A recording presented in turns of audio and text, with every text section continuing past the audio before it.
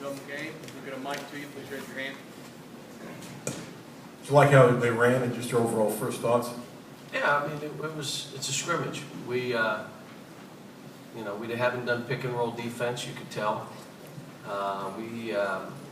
We're still figuring out transition defense. But what you found out is you saw Dominic. Now you understood I had to trap him so he wouldn't go for 50 today. So I had the one team trap Dakari because he was going to kill him. He had 10 and 8, I think, at half. You had Dominic. How did Dominic play? He belongs. There's that other kid, that big long kid, Derek Willis, who has no conscience whatsoever, just lets it go. Played well. I thought our big guys did well, our guards did well. Andrew, whose knee's been bothering him, probably shouldn't have played today, and I told him that, but he wanted to play. Hopefully he'll be okay for tomorrow. James Young is what he is. That's what you saw today. What James Young could be is, forget about just scoring the ball and get to the rim. He can really defend. He comes up with balls and steals. And I like the fact that we defended without fouling. The officials came up, and especially the SEC official, and told me that, this is the best I've seen. You got your hands up, your body, and you're not, we don't try to foul anyway. That's not how we play. I thought it was good. And we're a shot blocking team, so these rules kind of play to what we do. Kelly, you talked on Media Day about Julius and adjusting to that role on the perimeter. Is tonight indicative of the progress he's made? He seemed pretty good with the ball. And what was really good is he wasn't getting the ball early, and he just played. And eventually he started getting it, and he walks the guy down, makes a foul line jumper, makes his free throws, gets to the basket, and he even missed about 3 layups, or he'd have had 6, 8 more points. No, he's really good. He can really pass. That's the biggest thing. I look at him and say, man, he can pass. And again, they want to talk about Aaron. You can see Aaron is really good. Whoever's made this thing that one of them is way better than the other is crazy. And, I'm coaching him now. And, Alex is better. Willie is better.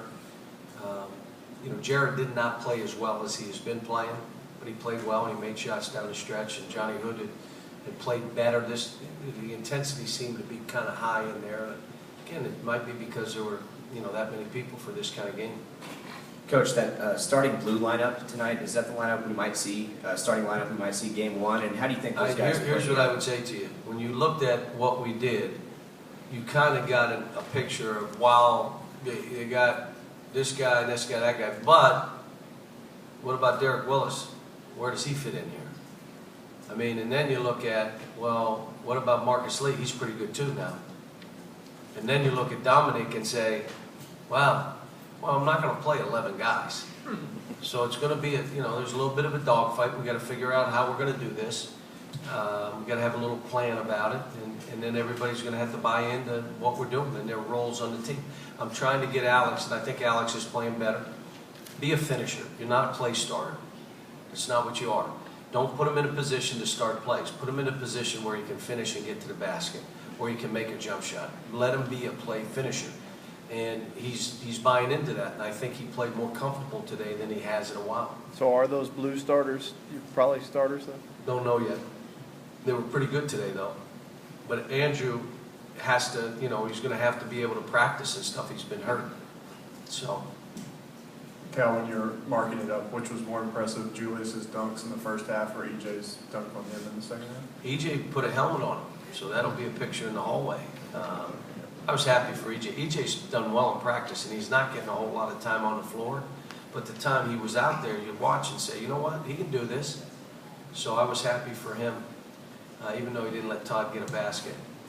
Shut him out there at the end. Along those lines, after he got dunked on, it seemed like the teammates were having a lot of fun with Julius, sort of ribbing him, giving him a hard time. Yeah, they did after, too. They were laughing. How has the chemistry evolved? You've talked about last year's team didn't know each other. These guys They really like each other. But, we got a whole season. We got to get dinged up a little bit. We got to have, like I said, you can't compare how you're playing to somebody else. Just be the best version of yourself. If someone goes for 30, don't have that affect how you think or play, or you just can't on this team, because you're going to drive yourself crazy. Because there could be now that you saw, was my statement an exaggeration? You can have as many as 7, 8 guys do that. And so you know, if someone's doing it, you can't let it affect you. Just play basketball, defend, rebound. We got to be, if we're going to be what we want to be, we got to be a better defensive team. And I'm starting to zero in on defense. I'm telling you, from the 18th till this date, we just started defense. I did no defense prior to.